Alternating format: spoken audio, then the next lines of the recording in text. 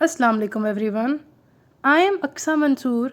Today in this lecture I am going to explain ionization energy. So what is ionization energy?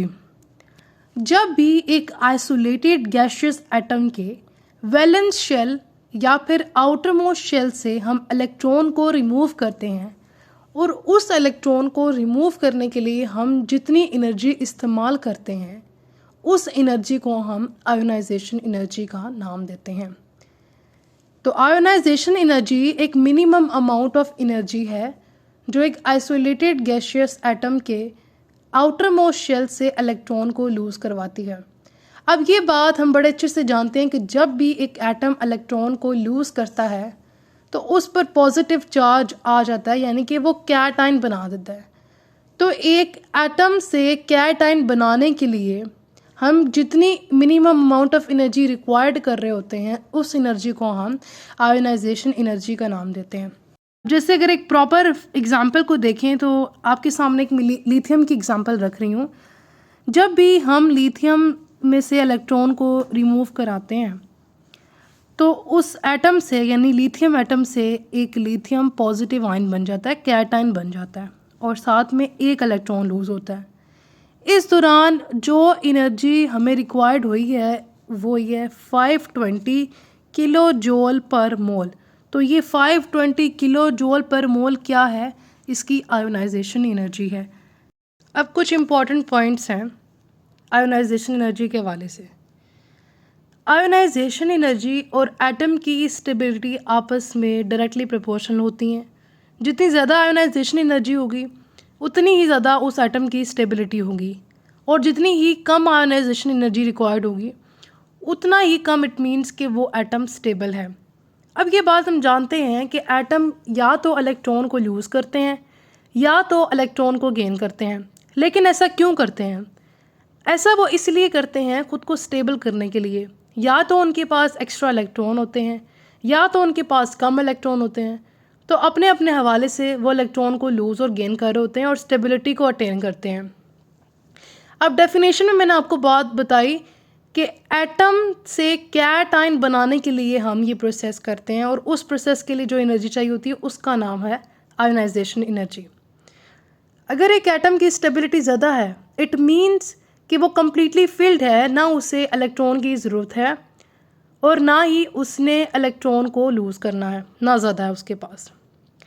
तो अगर एक atom की stability ज़्यादा है तो उतनी ही ज़्यादा एनर्जी हमें चाहिए होगी कि उसके आउटर मोस्ट शेल से हम इलेक्ट्रॉन को लूज़ करवा सकें।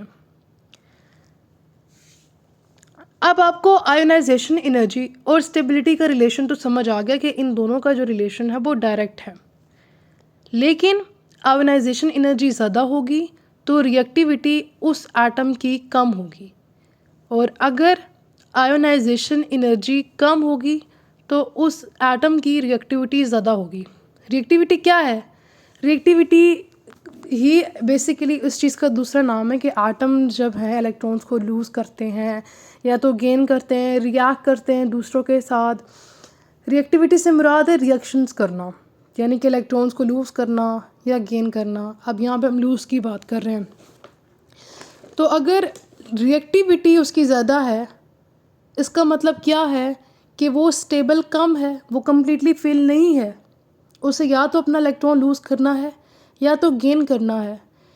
तो तब इस केस में जब उसकी रिएक्टिविटी कम है, स्टेबिलिटी ज़्यादा है, तो इस केस में आयोनाइजेशन एनर्जी भी ज़्यादा होगी।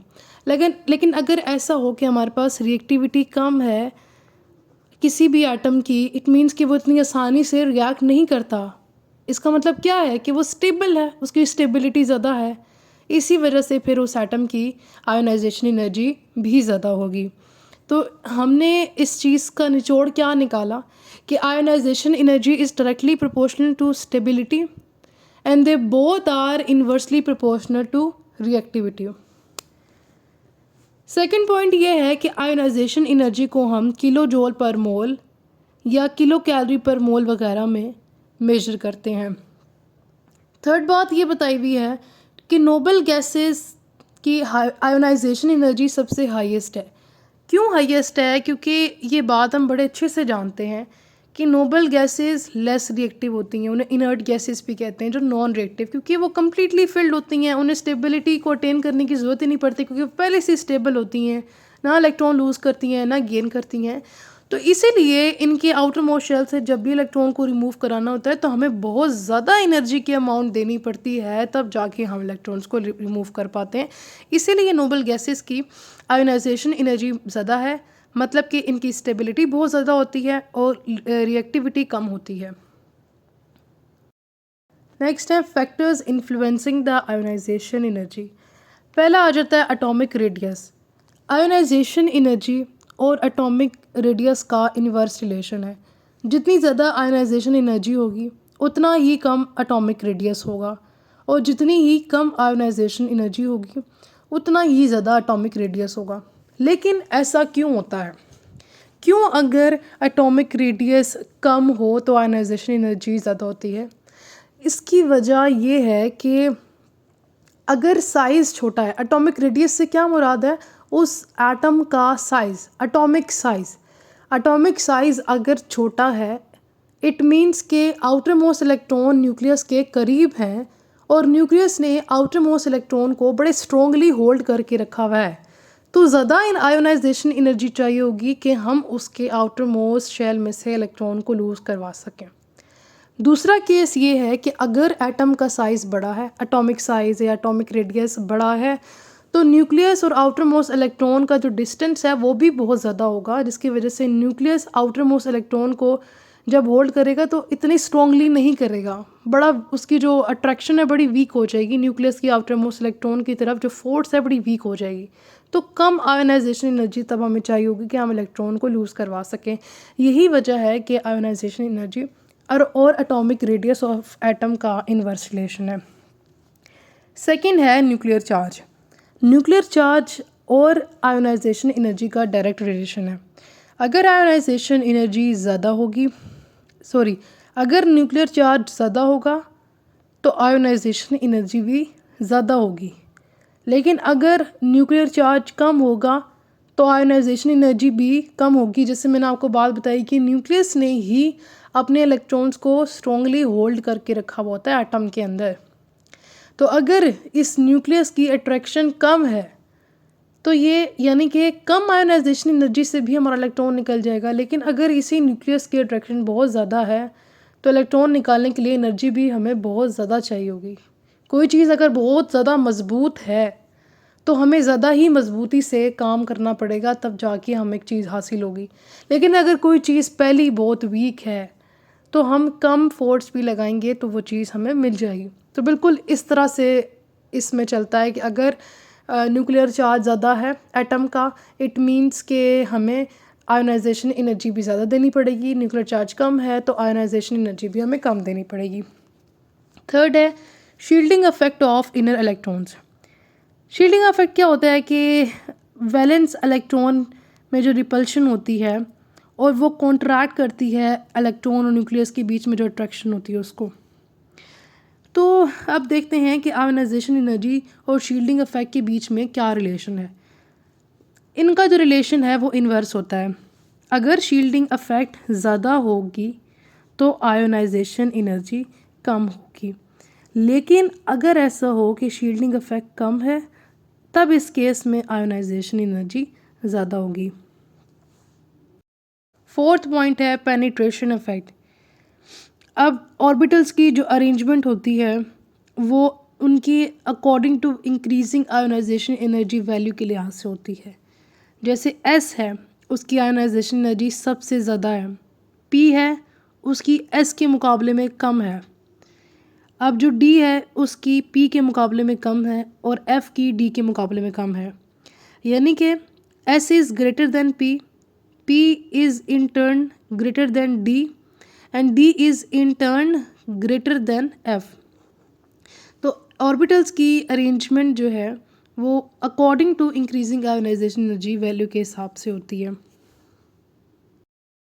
और शील्डिंग इफेक्ट में आपको एक बात का ध्यान रखना है कि शील्डिंग इफेक्ट बेसिकली न्यूक्लियस की अट्रैक्शन उसके आउटर मोस्ट इलेक्ट्रॉन की तरफ जो होती है उसको कम कर रहा होता है, ठीक है।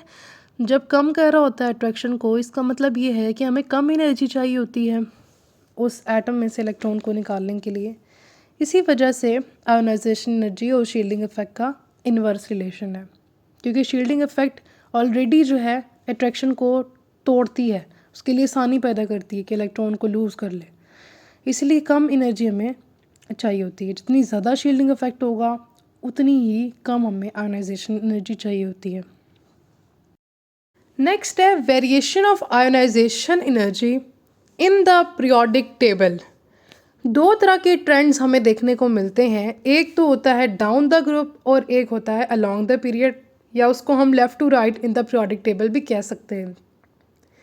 तो जब भी हम डाउन द ग्रुप की बात करते हैं, इट मीन्स कि हम ऊपर से नीचे की तरफ आ रहे हैं। ऊपर से जब भी नीचे की तरफ आते हैं हम पीरियोडिक टेबल में, तो आयोनाइजेशन एनर्जी कम होती है। इट मीन्स के एक एटम में से, आइसोलेटेड गैसियस एटम में से इलेक्ट्रॉन को निकालने के लिए हमें कम आयोनाइजेशन एनर्जी रिक्वायर्ड होती है। लेकिन इसकी रीज़न क्या है? इसकी रीज़न वही है जो मैंने पहले भी आपको बहुत दफ़ा बताई है कि एटॉमिक जो रेडियस है या एटॉमिक साइज़ वो बढ़ जाता है। एटम का साइज़ डाउन द ग्रुप जाते जाएं, अगर ऊपर से नीचे जाएं तो एटम की साइज़ बढ़ रहे हैं, उनमें ज़्यादा इलेक्ट्रॉन्स हैं, ज़्यादा शेल्स हैं, जिसकी वजह से न्यूक्लियस और आउटर मोस्ट इलेक्ट्रॉन का या वैलेंस इलेक्ट्रॉन का डिस्टेंस जो है, फासला जो है वो बढ़ जाता है। और उस फासले के बढ़ जाने की वजह से जो न्यूक्लियस की फोर्स ऑफ अट्रैक्शन होती है towards their outer most electron वो कम हो जाती है, जिसकी वजह से अगर हम कम एनर्जी भी लगाएं तो हम इलेक्ट्रॉन को उस आइसोलेटेड गैसियस एटम से रिमूव करवा सकते हैं, क्योंकि अब न्यूक्लियस ने आउटर मोस्ट इलेक्ट्रॉन को इतना स्ट्रॉन्गली होल्ड करके नहीं रखा हुआ, साइज़ ज़्यादा होने की वजह से। That's why ionization energy down the group periodic table में डिक्रीज होती है। सेकेंड जो ट्रेंड है अलोंग द पीरियड या लेफ़्ट टू राइट, तो अलोंग द पीरियड जो है आयोनाइजेशन एनर्जी इंक्रीज होती है, यानी कि एक एटम में से, आइसोलेटेड गैसियस एटम में से इलेक्ट्रॉन को निकालने के लिए ज़्यादा एनर्जी चाहिए होती है। इसकी रीज़न क्या है? इसकी रीज़न ये है कि एटॉमिक रेडियस या एटॉमिक साइज़ का कम हो जाना, जिसकी वजह से अब जब साइज़ कम हो जाता है तो न्यूक्लियस का और आउटर मोस्ट इलेक्ट्रॉन का फासला, डिस्टेंस कम हो जाता है, और उस डिस्टेंस के कम हो जाने की वजह से न्यूक्लियस की force of attraction towards their outer most electron वो बढ़ जाती है। अब न्यूक्लियस ने इस केस में आउटर मोस्ट इलेक्ट्रॉन को बहुत स्ट्रॉन्गली होल्ड करके रखा हुआ होता है कि इलेक्ट्रॉन को अब उस आइसोलेटेड गैसियस एटम से निकलवाने के लिए हमें ज़्यादा आयोनाइजेशन एनर्जी चाहिए होती है। यही इसकी वजह है कि अलोंग द पीरियड या left to right in the periodic table ionization energy increase होती है, यानी कि जब भी हम पीरियोडिक टेबल में लेफ़्ट टू राइट जाते हैं तो एटम के साइज़ कम होते जाते हैं, शेल्स कम होते जाते हैं, इलेक्ट्रॉन्स कम होते जाते हैं, जिसकी वजह से न्यूक्लियस और आउटर मोस्ट इलेक्ट्रॉन का डिस्टेंस भी कम होता जाता है। अब बड़ी इंपॉर्टेंट एक डेफिनेशन है कि what is second ionization energy. Second ionization energy से मुराद कि एनर्जी की वो अमाउंट जो हम यूज़ करते हैं या जो हमें रिक्वायर्ड होती है एक आयन में से। अब यहाँ पर जुमले में एक लफ्ज़ चेंज हुआ है। पहले मैं कह रही थी कि आइसोलेटेड गैसियस एटम है, अब एटम नहीं है, अब ये आयन है, यानी कि एक आयन जो पहले से बना हुआ है, यूनी पॉजिटिव आयन है, उसमें से अगर हम इलेक्ट्रॉन को लूज़ करवाएंगे तो तब हम उस यूनी पॉजिटिव आयन को हम डाई पॉजिटिव आयन बनाएंगे। तो एक यूनी पॉजिटिव आयन से डाई पॉजिटिव आयन बनाने के लिए हमें जो मिनिमम अमाउंट ऑफ एनर्जी चाहिए होती है उसको हम आयोनाइजेशन एनर्जी का नाम देते हैं। जैसे मैग्नीशियम है, इसकी सेकेंड आयोनाइजेशन एनर्जी होती है 1450 किलो जूल पर मोल, इसकी सेकेंड आयोनाइजेशन एनर्जी होती है। एक और डेफिनेशन है थर्ड आयोनाइजेशन एनर्जी, ये बिल्कुल इसी तरह ही है। अब हमने तीसरा इलेक्ट्रॉन जो है वो रिमूव कराना है एक डाई पॉजिटिव आयन से, और डाई पॉजिटिव आयन से हमने एक ट्राई पॉजिटिव आयन बनाना है। तो डाई पॉजिटिव आयन से ट्राई पॉजिटिव आयन बनाने के लिए जो एनर्जी हमें चाहिए होती है उस एनर्जी को हम आयोनाइजेशन एनर्जी का नाम देते हैं। यानी कि हमने आउटर मोस्ट इलेक्ट्रॉन, अब तीसरा इलेक्ट्रॉन जो है वो रिमूव करवाना है, उसके लिए जो हमें एनर्जी चाहिए होती है। तो मैग्नीशियम को ही हम देख लेते हैं। मैग्नीशियम की जो थर्ड आयोनाइजेशन एनर्जी होती है वो होती है 7730 kilo joule per mole. Second जो पॉइंट है ionization energy and valency of an element. अब जैसे मैंने आपको बताया कि फर्स्ट, सेकेंड और थर्ड आयोनाइजेशन एनर्जी की वैल्यू में बड़ा फ़र्क होता है, गैप होता है। तो और साथ में ये इंक्रीज़ भी हो रही हैं। तो ये जो चीज़ें हैं ये हेल्प करती हैं कि एलिमेंट की वैलेंसी को गैस करने में। अगर सफिशेंट गैप होगा फर्स्ट और सेकेंड आयोनाइजेशन एनर्जी के बीच में तो एलिमेंट 1 की वैलेंसी को शो करेगा। फॉर एग्जांपल कार्बन के पास 6 इलेक्ट्रॉन होते हैं और इसकी आयोनाइजेशन एनर्जी भी 6 होती है, आयोनाइजेशन एनर्जी की वैल्यू। तो ये जो रीज़नेबल गैप होता है आयोनाइजेशन एनर्जी का वो फोर्थ और फिफ्थ के बीच में प्रेजेंट होता है। इसी वजह से इस कार्बन की वैलेंसी क्या होती है, 4 होती है। थर्ड पॉइंट है रिएक्टिविटी ऑफ मेटल। ये जैसे मैंने आपको पहले बताया है कि अगर एक एटम की रिएक्टिविटी ज़्यादा है इट मीन्स कि उसकी आयोनाइजेशन एनर्जी कम है, और अगर रिएक्टिविटी कम है तो उसकी आयोनाइजेशन एनर्जी ज़्यादा होगी। तो इस तरह जो हमें आयोनाइजेशन एनर्जी है वो मेटल्स की रिएक्टिविटी के बारे में बताती है। जो रिएक्टिविटी मेटल्स की होती है वो आयोनाइजेशन एनर्जी के इन्वर्सली प्रोपोर्शनल है। मेटल्स जिनकी आयोनाइजेशन एनर्जी कम होती है जैसे ग्रुप 1A की, वो हाईली रिएक्टिव होते हैं। Thank you so much for watching. अल्लाह हाफिज़।